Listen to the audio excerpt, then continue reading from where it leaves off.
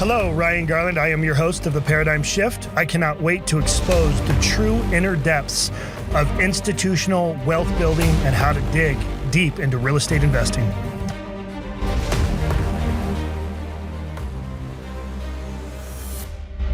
Hey everybody, Ryan Garland here, founder and chairman of Paradyme. Thank you very much for watching the Paradyme Shift podcast. We are here today based off of all of your votes, my friends and family, to see my best friend, Joe, my videographer. For the first time, he's actually in front of the camera instead of behind the camera. And we're going to just let the conversation flow. He's got a list of questions from our marketing team that I have not seen yet. So Joe, thank you very much for coming, brother. I love you more. Welcome to the Paradyme Shift. It is an honor. And I would say it's well overdue. We've tried to have multiple podcasts done. Either they just don't work out, or we don't have time, or shit doesn't go our way and things don't get right. I do have a whole, if you don't see, Alexis over here, every time she sends a message, it's 17 swipes. And she won't send them to me because she knows I won't read them. So, love you, by the way. Let's start with, what is the most important thing with our friendship that has added value to not only your personal life, but your business culture as well?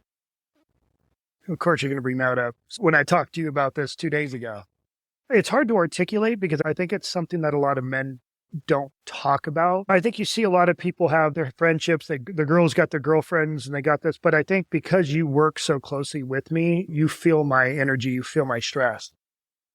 And I know for a fact, there's nobody else out there that knows me as well as you do. Yes, my wife does, but from a different level. In regards to true friendship, I can't hide things from you. You're with me every single day for days and days. I've had to pull down that mask a long time ago. I don't have to be a specific way because you accepted me for all of my faults a long time ago. Ultimately, most people just want to be able to be that way in all of their relationships. They want to be themselves. And so you've just proven yourself over time.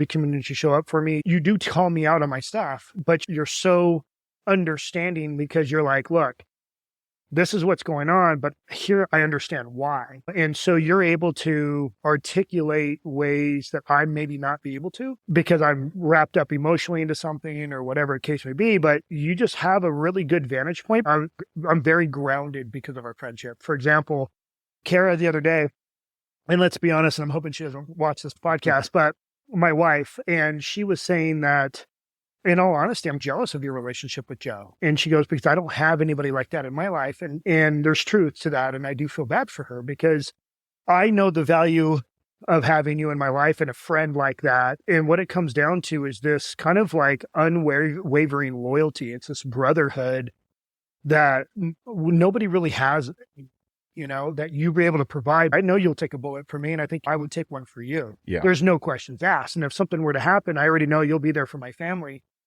And I think at the end of the day, that's all we really want. But to be able to have somebody as close as we are in my life, even involved into the business side, is such a breath of fresh air because in many ways, I look at you as an advisor because I'm like, hey, dude, everything that's going on, am I in the right mindset? Am I thinking clearly? Am I off? Should I not be feeling that way? Because on certain day, and you're like, no, you justified this. This is what's going on. Here's what my perspective is. And enough about the business. 3 years, 4 years. Yep. So you're literally with me. You've been with me since really the growing side of the equity side. So there's not much you don't know. So a lot of that, having the ability to bounce stuff off somebody that's going to be real is really valuable because it's not about the money. Yep. Most people, it's about money, and then you have to tread water because you don't know how to navigate those.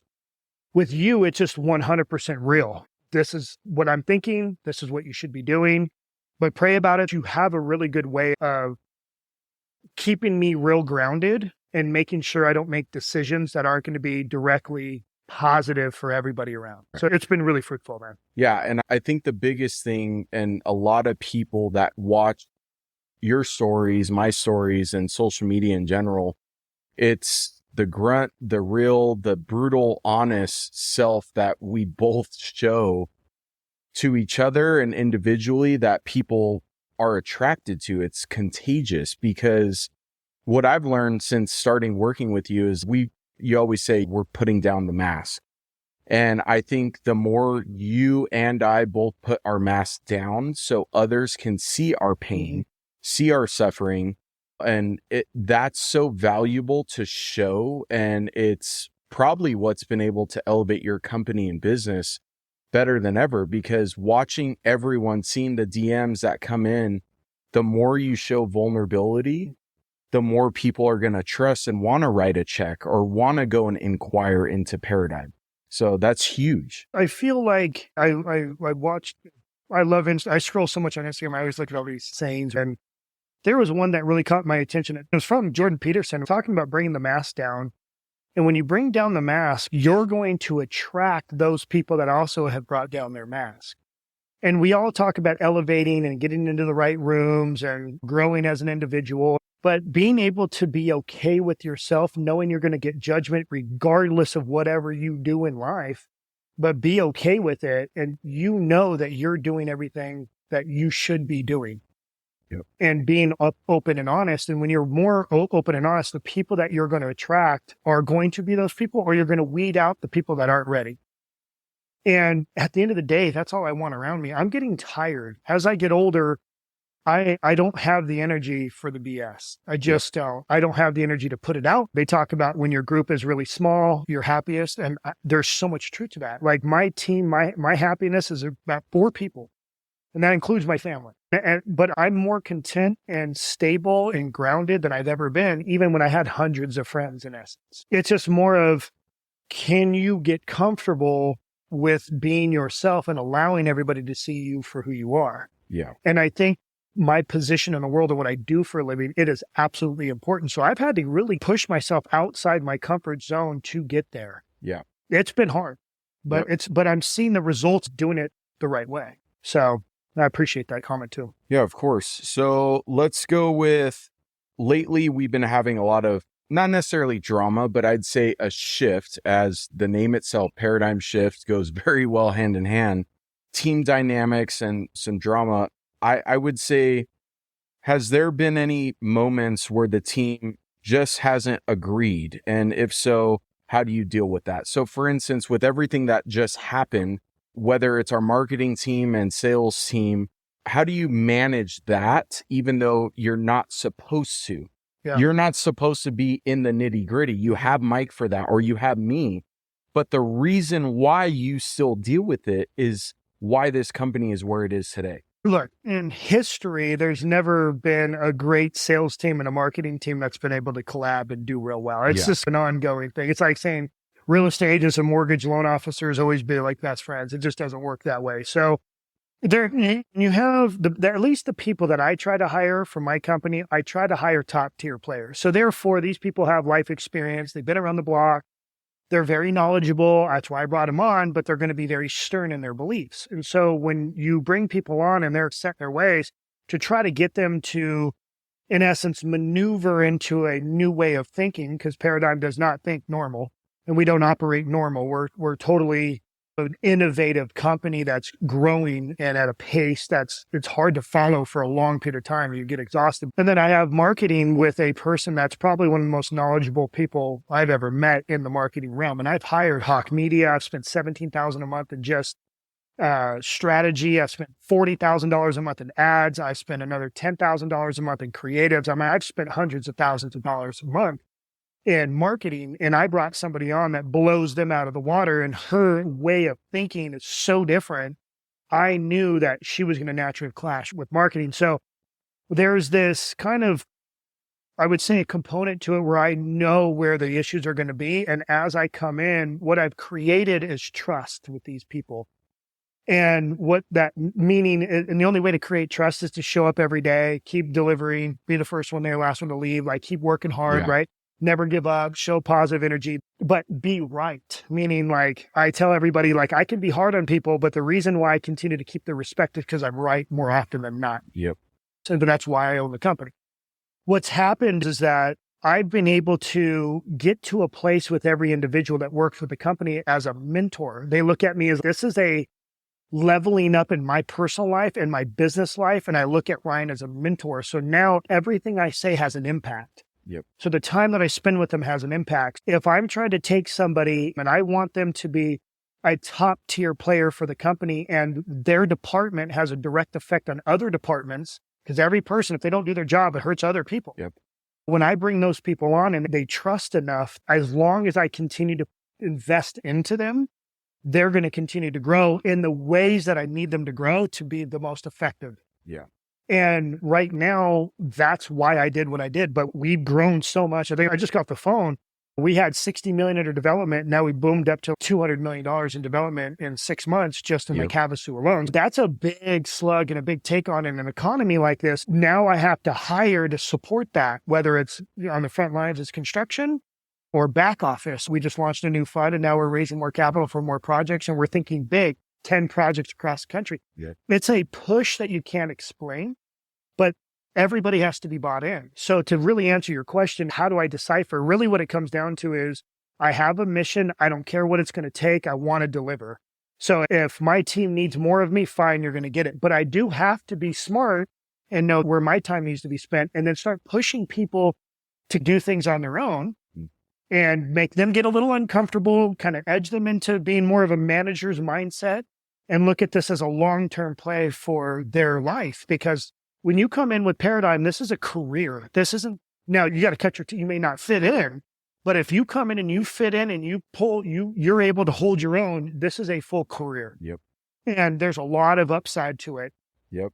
And so the way that I manage it is I take each individual, I identify their strengths, weaknesses, I capitalize on their strengths, we work on their weaknesses, and then I let them swim on their own and I move over to the next people. Right now, as you've seen, all of the people that we have between marketing and I would call it investor relations, they're cranking. I don't really have to do much now. So now I can spend more time either doing this or now traveling, raising capital. Yeah.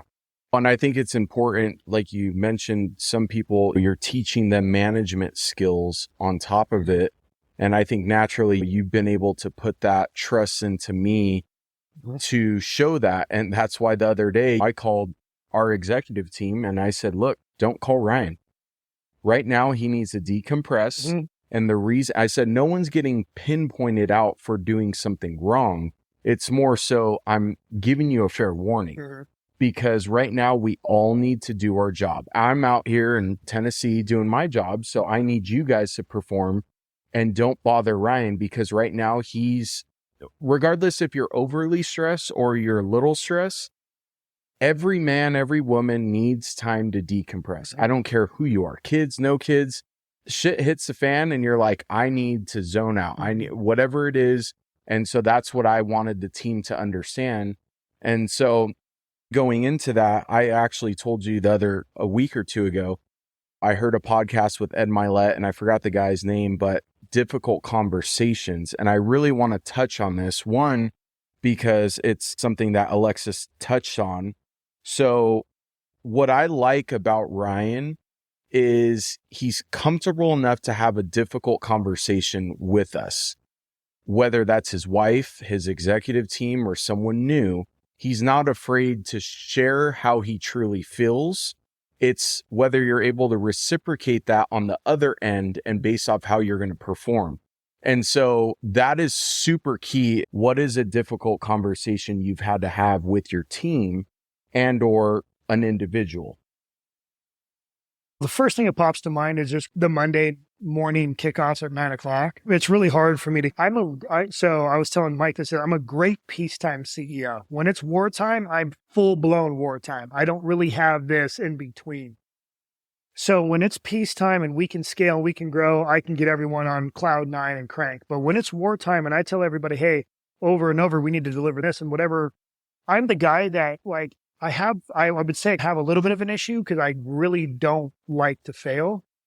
But I will be honest, and I say this humbly, I've never failed because I've gone all in, like literally mentally burn the bridges, burn the ships, went all in. Like that's why I can keep growing the company is because, and especially with the experience now in 20 years doing it, I can feel real good about what my gut tells me and then I push. So what happens is I do that too on my Monday morning calls with everybody.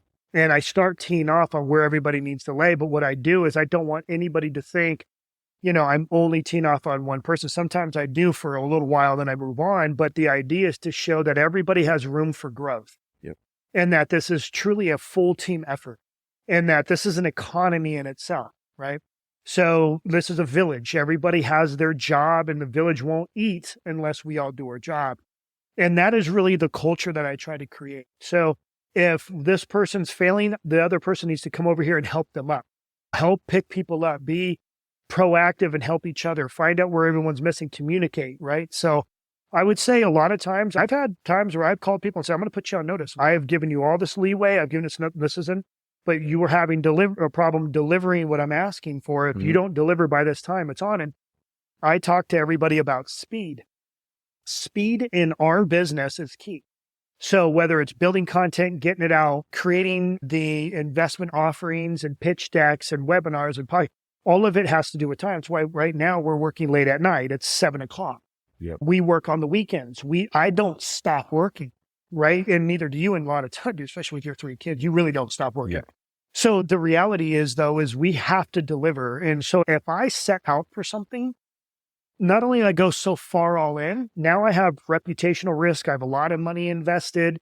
And so now there's a lot more emotion that's involved because now I have an entire team. They all need to work together. If they don't hit, I got to let half the team go. And these are people, and I tell this all the time. I think the other problem that I have, and this is Kara tells me this, you have a problem cutting off people. And there's truth to that. I let people linger too long and I help people a little bit too much. And we all probably have that issue. But I've given too many people too much leeway within the company. And it's happened over and over. It's like truly a problem I'm trying to focus on.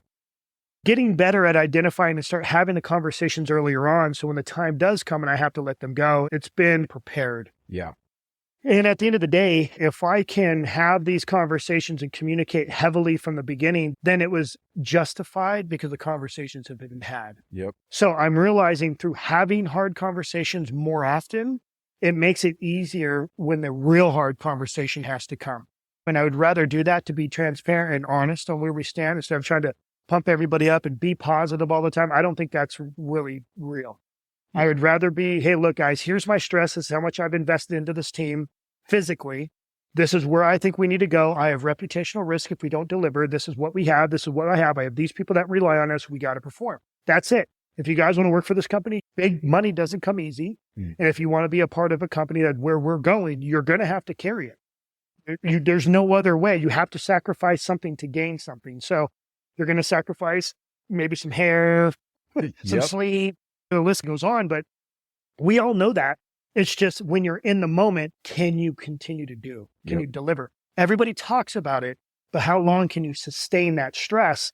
And that's something that I think I can do pretty well. I can sustain a lot of stress for a long period of time. Yeah, I think you do a great job with that. And I try and tell you all the time too. It's good to be a positive motivator, but there is a time, like I said, and why that was a topic is having difficult conversations because the whole saying, you don't want to beat a dead horse. And for me, being in the position that I'm in now, I almost get so irritated when I hear you say the same motivational stuff to the team and no one's performing. And I can only imagine how, if I'm feeling a certain way, I can only imagine how you're feeling.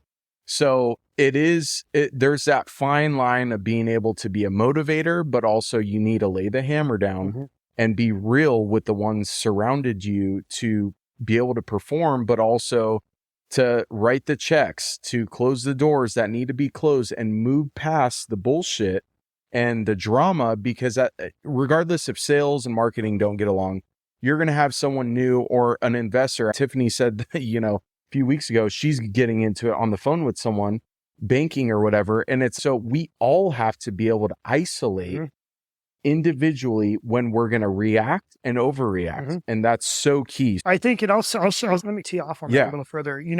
Bringing up Tiff and kind of some of those conversations, it's crazy because my father used to tell me all the time with the things that I'd been through as a child. And he always looked back and go, why? And I remember my father used to always tell me, Ryan, God's preparing you for something bigger down the road. God's preparing. And I've always remembered that as I went through hardship. And for whatever reason, I keep coming out on the other side okay. And I've been through a lot, but I continue to come up on the other side. So I have more faith now. So that is very powerful. So what happens is I think on a day-to-day, the way I operate, I wake up with a purpose. I know what my mission is. I have a purpose. I have people around me that I love and love me too. It's not a question if they love me or not. Now it's just getting them to maneuver their time and allocate the right energy in the right direction. As long as they're bought in, I can guide them. And then it comes to just consistently delivering. And there, it was funny because I was listening to another guy who was talking about success. He goes, I had an executive team for years on out, every single day, deliver.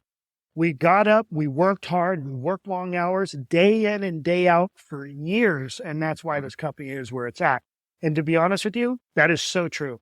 People right now, and it's crazy because anybody who's in a place of employing people will say finding employees or labor is the hardest thing in the world now than it ever was before, by far. And people want these instant gratifications. They want this instant income and they want this, but they just don't understand that's not how business goes. Yeah. So a lot of my time, especially private equity, I tell everybody, even though we move at lightning speed, things don't happen fast. So it's like things don't close fast. So the reality is you got to get comfortable knowing that things don't happen fast. You got to try to enjoy the journey. But I can tell that there's been a huge shift. And I have not been this way for a long time. I think just over the last couple of years, there's been a big shift where I really genuinely care about all the way down to my subs and my contractors. And I listen to them and where they are. And I actually give them advice on how to scale their company and grow their business. I'm positive and I give them my time.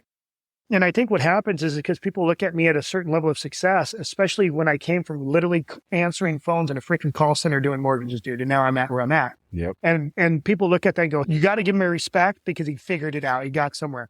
And I'm so humble and there's a lot more to go. But the reality is that people look at that and go, I want to be successful where he's at. I want to have the things that he has, or I want the marriage that he has, or I want the kids that he has, or whatever on social media, they want a piece of that. What I do is I share with them that on social media, it's an iceberg. There's a lot of stress, a lot of fight, a lot of pressure underneath that. That's just strategy for algorithms and building awareness. That's all that is.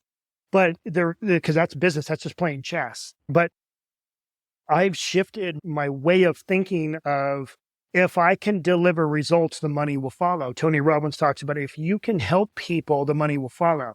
So if I could put other people first, and it's true.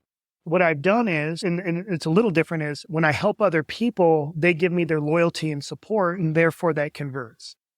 And that has been the change in my life over the last 2 years. I give more than I'm getting.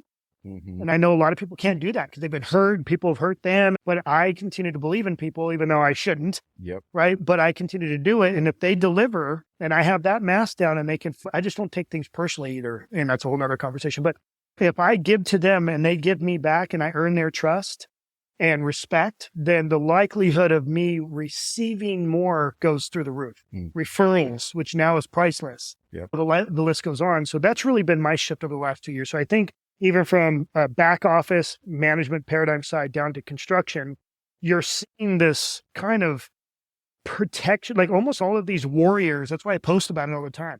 I have all these warriors coming together to protect Paradyme, which ultimately protects our clients.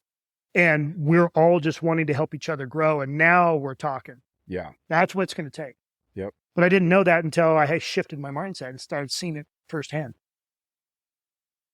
I know we touched on a lot with the team dynamics, which is where I wanted to go, especially with coming out where we are right now, decompressing, recalibrating.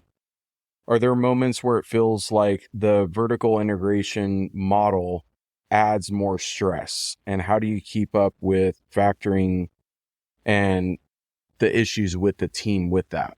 Oh, yeah. When you talk about vertical integration, you're talking about more businesses within inside the business, right? The reason why companies or private equity firms want businesses within the business is because you can have multiple revenue streams, less overhead, less problems, better oversight on compliance. The list goes on. So being vertically integrated is becoming more and more important, especially when you're having labor issues and employee issues. If you could use systems and software to protect the company and the brand, the likelihood of success goes up. And then obviously your cost to manage and overhead. The reason why we are where we are, and I'll be honest, I think one of the reasons why we are where we are is the fact that we have more systems than any firm that's really our size that has X under management.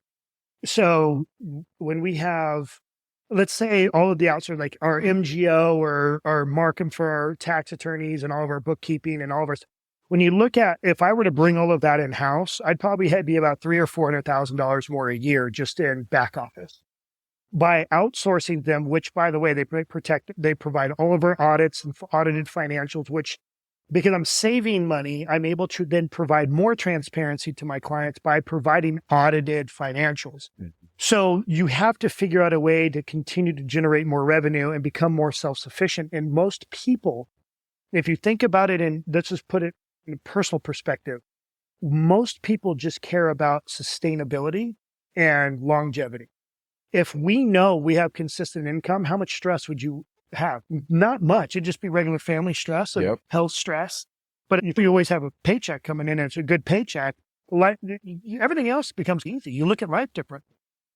And that's what the power of private credit, private equity really is. You can create a vertically integrated systems that mold to what your mission is, provide that consistency, multiple revenue streams, and more compliance and speed and the whole list goes up. But does it add stress? Absolutely. Because ultimately we're trying new things. And there's times where we spend money in a direction and it didn't work out. We got to freaking eat that and then move on. But that's having the ability to shift and move is literally key. When people dwell on it or stress on it and want like trim the fat and go, we just talked about that today. I'll get rid of this department, do this, and I'll move on. I will give it plenty of time, but I know what my bandwidth is. I make a target and say, by this time, if it doesn't work, we kill it. We move on, go a different direction. You got to get to a point where you learn how to stomach that. But the only way to learn and grow is to try. And even if you fail, you get back up and you try again. So yeah, it adds a lot of weight. But think about look, we have our own sales side, which isn't normal in private equity. We have our own marketing in-house, which isn't normal for private equity. We manage debt and equity, which isn't normal unless you're a big firm, So we operate like a bank. And then we have a development division with real estate construction. That's not normal either. Guys like us typically raise money for other people's projects. I've been burned on that. So now I'm done investing into people. I'm going to manage the money ourselves and go after and develop our own projects. It's all trial and error and learning over time. But yeah, it's very stressful. This isn't for the weak. No. That's why not everybody's doing it. So you got to have kind of this mental toughness, grit. You got to be able to just keep going and not give up. And you have to have this almost like this biblical kind of strength internally of like, no matter what happens in your marriage or happens here or happens, you're just going to keep going because you have a mission and you want to fulfill that mission, but you want to bring people that you love with you. Mm-hmm. And if you have people that love you, the power that you receive is, you can't even explain it.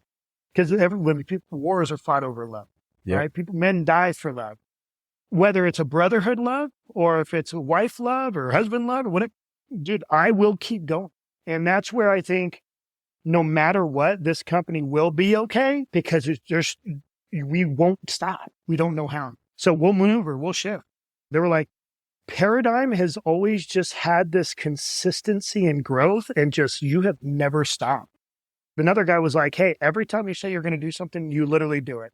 Oh, yeah. I've never met somebody that says they're going to do something and they always do. There we go. Yeah. He's like, I don't doubt it. You will do it. Yep. And I've known him for 15 years. Yeah. So that was a cool thing. But those little conversations keep me going. Yep. That's what drives you. So it's really, I feel blessed, man. But that's why I'm here, to decompress, spend time with my brother, talk about this on the mic and just open up to the world and say, this is who we are and this is the stress we take on. And it does actually allow me to decompress by talking about it too. And that's why I wanted this specific podcast. I'm sure we'll be able to do more later down the line, but a lot of people who listen to you don't just come for the sunshine and rainbows, the Lambos and all that, your boats. They come because they want to know how to scale their business, the ins and outs. So I think it's really important for you to discuss how the team operates and how you manage and sometimes don't manage because you need to step away. And I think for those others that are listening, it's really important to Ryan builds a team based off of who is loyal. And we just had this conversation with a couple new people being onboarded.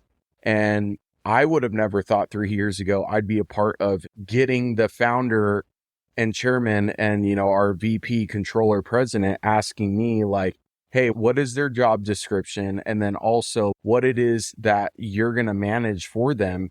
And it's an honor, one, but two, Ryan can't make all those decisions. So that's what's also important, because you need to be able to put your trust into other people to help be able to manage the rest of the company. Because at the end of the day, yes, you can let everyone go, but you are going to need one or two people that you don't know how to do their job, and you can fulfill that gap, and you can be endless. You even say you can raise the capital on your own. Mm-hmm. And it's true, because the team we have. Well, look, it's really about having a brand. This is my perspective. This is my target. Having a consistency in a brand and our company running in the manner in which it is right now. If everybody just operates at the level that they are right now, it'll continue to run. It just won't stop. Right now, the only reason that there's a little bit of a slowness is because of the election. But as I push harder during this time, during 2020, we built our $100 million fund and launched it in January of 21. We went into strategy in July of 2020 after all that money was being pumped into the economy. During December of 20, because we give everybody off like a month for Christmas vacation. Yep. During that time, my wife and I were in Nashville moving our headquarters. We got an apartment, we furnished the apartment. Everybody comes back to work in January and goes, hey, so what's going on? We're like, by the way, we moved our headquarters and we staffed up. They're like, wait, hold on. So when I have downtime, I move mountains. I get so much done, right? Yep. So what's happening is with this downtime, you're watching, and I've said this respectfully, a lot of our competitors are slowing down. I'm hearing through the grapevines.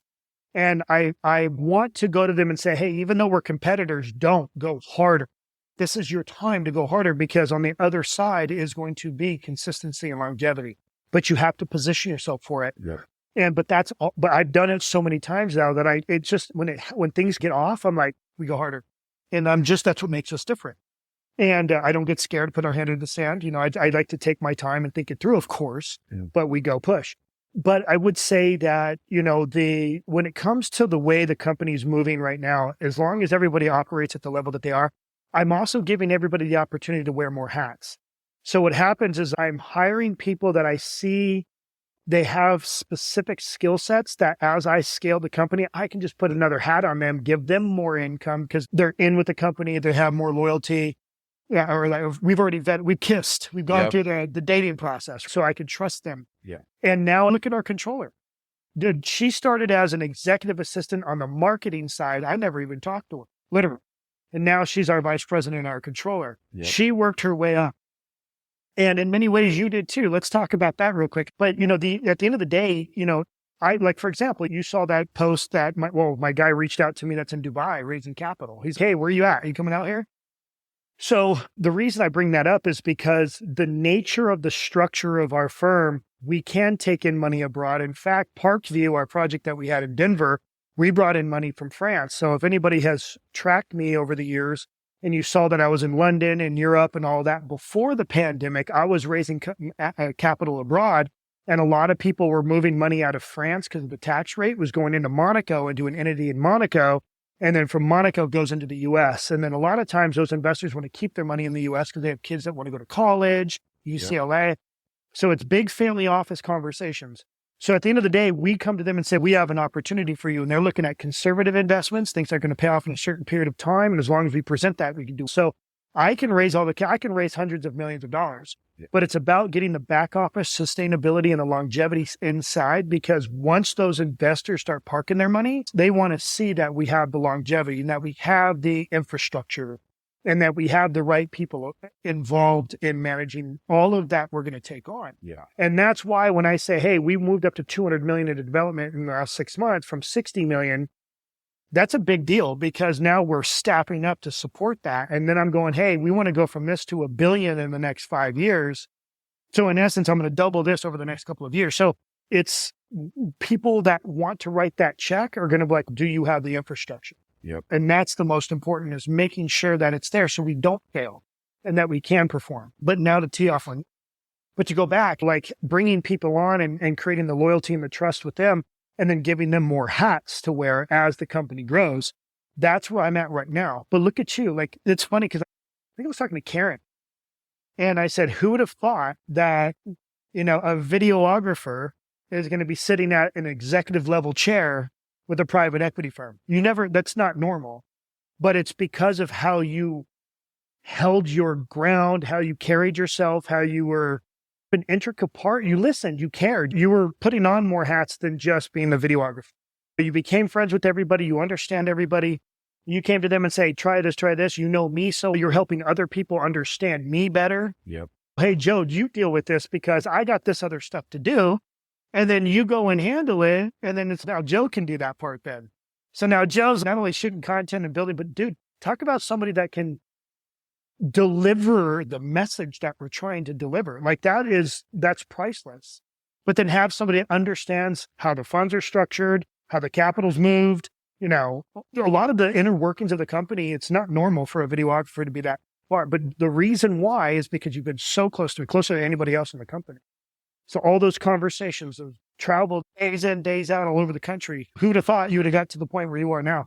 Yeah, I say it humbly that God opened the door that I needed at that time, but I also know I earned it. So regardless of anyone else could have been in the position I'm in, but I also know I put the work in to prove to you and the team. I have family tattooed on me for a reason, because family to me is very important. And I really think that me and you became family through the process of being a professional in the industry that I'm in, but then it led to building relationships. And we've had plenty of difficult conversations, but throughout that time, I know that you can rely on me more than anyone else in this company because of the fact that I know everything that you pretty much know. Now, obviously, certain data, numbers, and mortgage terms, I may not, but if Ryan were to say, hey, I need you to go handle these people over here because they're interested too, and I'm trying to close this deal, I could pitch Paradyme with my eyes closed. You at Shoguns. And I did it at Shoguns. And I did it at Bass Pro Shop too. We were trying to go get some ammo, and this girl, bless her heart, she's just trying to do her job, trying to sell us a trip. 3 dudes. We got Santa, CEO, and Habibi Diesel over here trying to sell us some things. And then Ryan is, we have a project here. But yeah, she's like, you can get all these vacation trips. I'm like, I got a project there and a project there and a project there. So I already know everything about the city. And then a few minutes later, she comes up and she's, what's that Paradyme? And then I go and pitch it. But yeah, it's been an honor, but dude, I wouldn't change. I retired from training after a decade. I got 3 kids. My wife is probably upset that I'm still here. Gonna be 7 days straight as of tomorrow, but I'll be home in 2 days. But it's an honor, it's a blessing, but it's also something that I believe me and you individually needed. Mm-hmm. This relationship that we've established, I fulfilled something in your company and in your heart that you haven't been able to find. And then I also found another niche in my life, my presence. Your dad says it all the time. And shit, now your own mom says it. I'm the brother you never had. Mm-hmm. And I feel the same because I only have a sister. And so I believe that, for anyone out there listening, it's so important for you to find that person in your life, regardless of the fact if they have a certain title in your company. It just so happens to be we do business together, and I'm also that friend for you. So, yeah. There's so much support in that in my piece too, because you don't feel alone. It's like having a friend that's going through a breakup. You're like, bro, like I've heard this over and over again. It's like, it's a broken reel because we're constantly growing the company. So there's always adversity. Yeah. But that adversity you and I talk about and handle every single day. And I think that's where some of that I would say brotherhood's really coming in, is that we literally are having hard conversations all the time, every day, not personally between you and I, but just the business, the growth, and what needs to be done and how fast we need to deliver and who needs to perform and what have you. You are literally hearing the politics within inside the company too. Yeah. But you can see the reason why I've earned your trust, Joe, is because I have been able to show you I'm trying to do everything right. Yeah. and I'm trying to help people. I'm trying to give people opportunity and give people chances. Unfortunately, I've probably gone too far to help people, and it's hurt me. But that's why I'm getting the love from you. And even people within my company that's been with me a long time, they're like, Ryan's heart is, we can't not support the guy. Like his heart is so big that like, we believe that because he's that way is why the universe will help the company grow. Yep. It's true. And I think that it sucks because I got to wear that because I'm still emotionally tied to that for a longer period of time. Mm-hmm. But it is, I think there's a lot of truth to that. Bree brought that up the other day. She was like, it's your heart that's going to make this company run. And it's your heart and the way you deliver for everybody that you love, that trusts you and you trust them. She's like, the reason this company is going to be where it's going to go is because of who you are. Oh, yeah. Now, don't get me wrong. I teed off on her and said, I couldn't be here without you. And the list goes on. But, I don't like to talk too much about myself on there, but I do want people to know that those are the conversations that are being had. Yeah. And I think, that's when you're getting to a point where you're having humbled conversations, you really care for people and you're trying to help people and you're trying to keep them on board, or you're trying to do, that is where I think it's just that's family conversations. Yeah. That's like heart to heart. Hey, every decision I make has a direct effect on everybody in the company. And it's so important that I continue to communicate what I see, what I feel, what my struggles are, and having a board that all has their own perspective with their own talents and have been with me for a long period of time and have knowledge. And there's times where I'm wrong and everyone's like on one side and I'm on the other side of the fence. And so I'm like, okay, then I'll just lean with you guys. But that's what I think makes someone a good leader, is being able to have two ears and one mouth. Listen to whatever other people that you trust say. Mm-hmm. Dan Stevenson, he said the same thing. He said, when you bring on a board, you got to learn to trust them. But I told him, how do you know how to trust them? He's all, they got to earn it. Yeah. And it usually takes, the guy that's on his board, the least has been 17 years. The longest has been 28 years. Wow. So I'm like, I'm not quite there. But at the end of the day, I understood what he was trying to say. I think this was a very fruitful podcast for discussing the ins and outs of the company. We will have plenty more. I would like to talk about the brotherhood, fatherhood aspect, get a little bit more emotional, share some stories. I think this one can be, because the goal with this, obviously me being a part of the marketing team, the strategy between a podcast and informative message to viewers, I believe that shorter podcasts, less than an hour, 30, 45 minutes max, I want to be able to do segments. And with me being here, I can pinpoint. So this one was perfect. It talked about team dynamics, ins and outs of the company, the difficult conversations you as a founder and chairman have to have. So I think this one could be an end of our discussion here. And then we go on to the next with the next episodes that we go forward with. But if there's anything else you want to touch on, if not, you know what to do. Good, man. I think you're right. We'll talk a little bit more on maybe fatherhood. Yeah. And the struggles of husbands, wives, and fathers. That's probably a good one to talk about, how to manage a family with growing a company. I think that's probably a really good conversation. Yeah.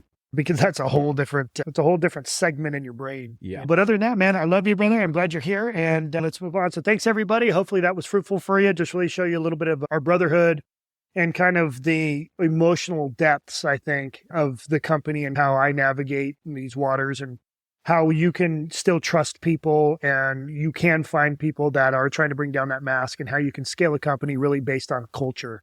So truly appreciate you guys. And if anybody has any questions, you know how to reach out. Thank you. See you soon.